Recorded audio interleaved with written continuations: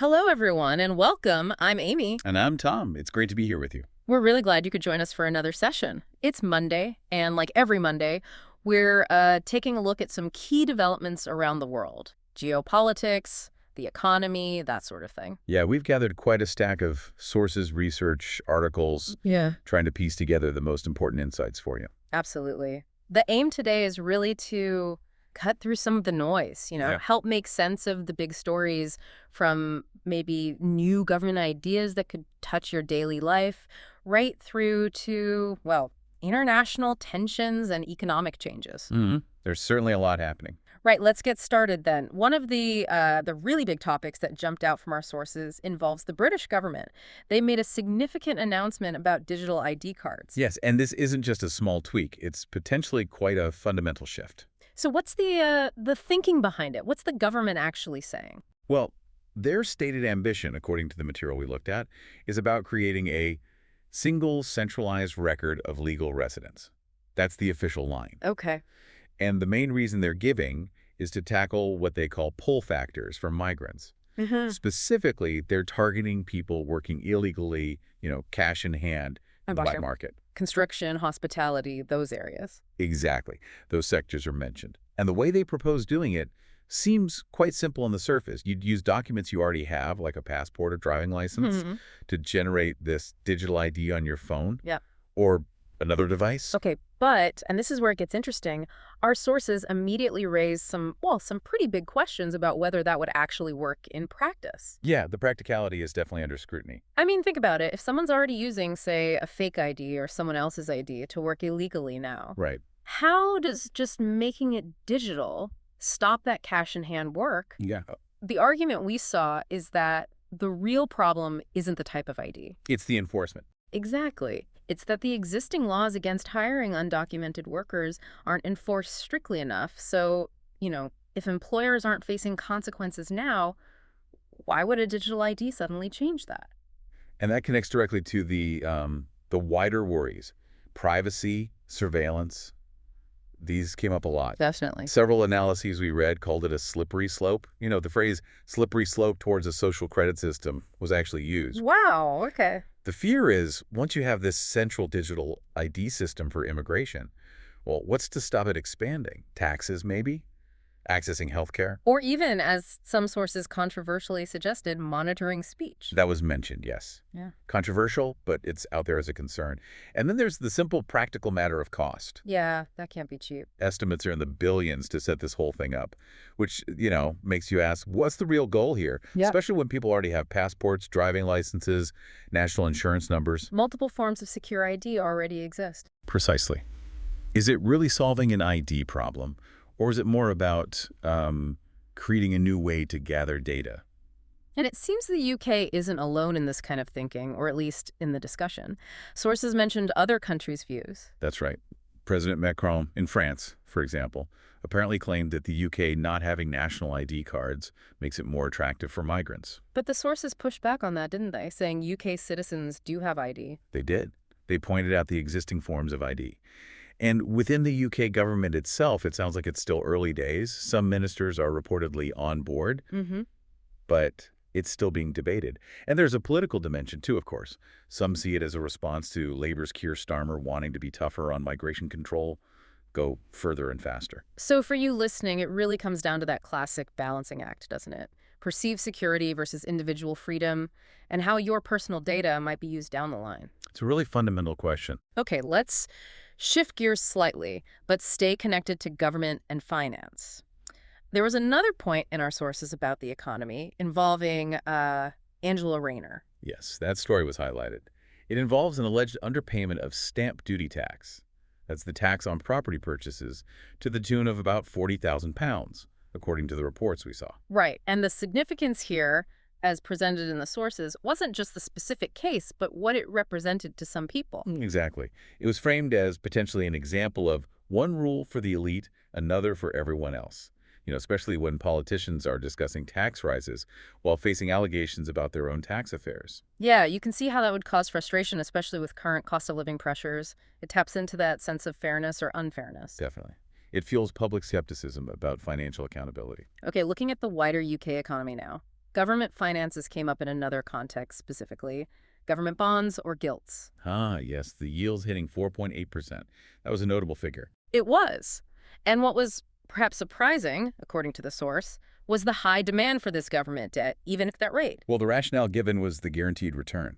In uncertain times, a 4.8% guaranteed return from the government looks pretty attractive to investors. Sure. But the source also pointed out the potential danger, right? That such high borrowing costs, if they stay high, could theoretically risk bankrupting the government long term. That was the warning, yes. The tightrope analogy you used earlier fits well. It's a sign of fiscal pressure, but at the same time, it's seen as a short-term safe bet for investors. A strange paradox.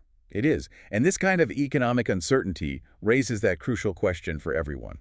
How do you manage your own finances in this environment? And here, the sources really focus on the impact of AI and automation. It's not science fiction anymore. It's actively affecting jobs. Which kinds of jobs specifically? Well, entry-level positions for younger people were mentioned. Also, lots of basic things like admin support, bookkeeping, customer service roles. These are increasingly being automated. Right. And the perspective in one source was quite critical of how this is being handled, wasn't it? It was. It argued, yes, particularly focusing on Germany leading some major drills in the Baltic Sea. Quadriga 2025, they're called. And these are big. Oh, yeah. The numbers are substantial. Over 8,000 troops, 14 NATO countries involved, 40 ships, loads of aircraft, nearly 2,000 vehicles. It's a serious exercise. And positioned as a direct response to upcoming Russian-Belarusian drills. That's how it's described, a counter to the Zapad exercises. Russia says Zapad involves about 13,000 troops, but NATO and some Western media reports cited in our sources suggest the real number could be way higher. Like 100,000 or more. Potentially 100,000, even up to 150,000. Yeah. So you see this massive buildup on both sides, essentially. But Germany is framing their drills as defensive. Right. They're stating the purpose is deterrence, not escalation. That's the official line, despite deploying such a large force near Russia's border. A familiar pattern in these situations, perhaps? It's very common. Actions speak loudly, but the messaging is often carefully managed. And adding fuel to the fire, Russia has come out strongly against any Western troops going into Ukraine. Which caused outrage in the EU, presumably. Yes, outrage from EU leaders was noted. But the source also added the perspective that, well, no country really wants foreign armies on its doorstep. True. And critically, those Russia-Belarus drills, Zapad, they reportedly include testing hypersonic missiles. Which are incredibly hard to defend against. Exactly.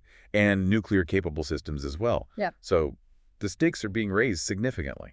And how are other countries in the region reacting? Is there a unified response? Not entirely, it seems. Ukraine is warning Belarus about potential provocations. Lithuania has launched its own exercise Thunderstrike with 17,000 troops.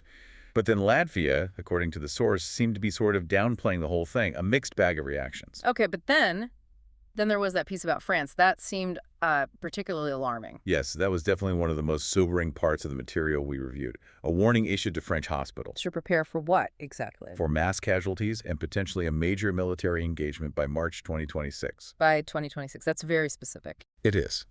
And the preparation involves being ready to care for thousands of soldiers. The figure mentioned was 10,000 to 15,000 men for up to 180 days. Good grief. They're planning specific medical staging areas near ports and airports. And it doesn't stop there. France has apparently issued survival guides to its citizens. Survival guides? For what? Covering armed conflict, natural disasters, even nuclear leaks. Things like how to secure your home, advice on potentially joining local defense forces. It's serious planning. And this is happening alongside that Coalition of the Willing initiative. Precisely. That involves 26 countries agreeing to provide military support to Ukraine, potentially including boots on the ground. Right. With specific guarantees like a reassurance force, air patrols over certain areas, and naval forces for demining. It suggests a coordinated, long-term commitment, but also signals a deep concern about a larger conflict. So while Europe seems to be gearing up, what's the U.S. position in all of this, according to the sources? Well, that's another key piece of the puzzle, and potentially a destabilizing one. Reports suggest former President Trump has announced plans to cut military support for NATO's eastern flank. Specifically the Baltic states. Yes, targeting the Baltic Security Initiative. His argument, as reported, is that Europe needs to pay for its own defense. And how's that gone down in Europe? Not well, according to the sources. Anger, particularly from Estonia, Latvia, Lithuania, who feel like they're being left exposed. Right. Trump's rationale apparently is about shifting resources, preparing for a potential confrontation with China, which he reportedly called the big war because of the scale of the two militaries. So potentially sacrificing European security for a focus on Asia, that throws alliances into question, doesn't it? Big time. It raises fundamental questions about the future of NATO and collective defense. And almost as a footnote, but symbolically significant, the sources mentioned the U.S. Department of Defense potentially rebranding back to the Department of War. The Department of War, why? The stated reason, allegedly, is to invoke fear in enemies, a deliberate hardening of tone. Wow. Okay, and finally, let's touch on the money aspect of the Ukraine conflict, the UK's role. Yes, the reports indicate the UK, under Starmer's leadership, is pushing for more pressure on Russia, specifically using frozen Russian assets. To fund aid for Ukraine. Exactly. To back a huge $2.26 billion now loan to Ukraine, explicitly for buying weapons and military supplies, ammo, drones, air defense systems. Using Russia's own frozen money to arm its opponent. That's quite a move. It is. And Russia's response, predictably, has been threats to seize British assets and property in return. So the economic conflict escalates alongside the military one. And meanwhile, on the actual battlefield. The sources suggest Russia is currently making gains, taking territory steadily. This has led to speculation, noted in the material, that Russia might be deliberately stalling any peace talks because, well, they feel they're winning on the ground right now. A grim assessment. So looking back at everything we've covered today, it's a lot.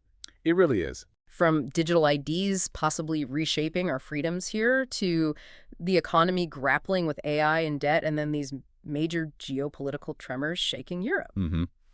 The potential for conflict seems very real based on the preparations described. Yeah, we've touched on the UK's ID plan, the Rayner tax issue, those gilt yields, AI's impact on jobs, the big military drills, the French hospital readiness, the shifting U.S. stance, and the funding battles over Ukraine.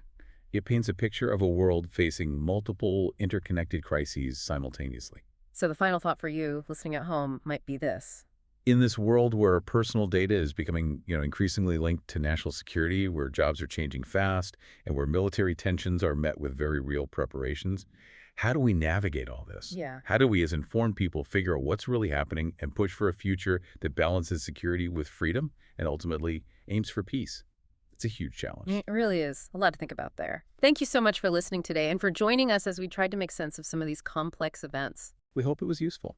And remember, we'll be back again tomorrow. We'll be shifting focus completely, talking about psychology, health, and personal development. A nice contrast, perhaps. Definitely a change of pace. So please do subscribe to the channel if you haven't already so you don't miss that or any future sessions. We'd love to have you with us. Until next time, take care.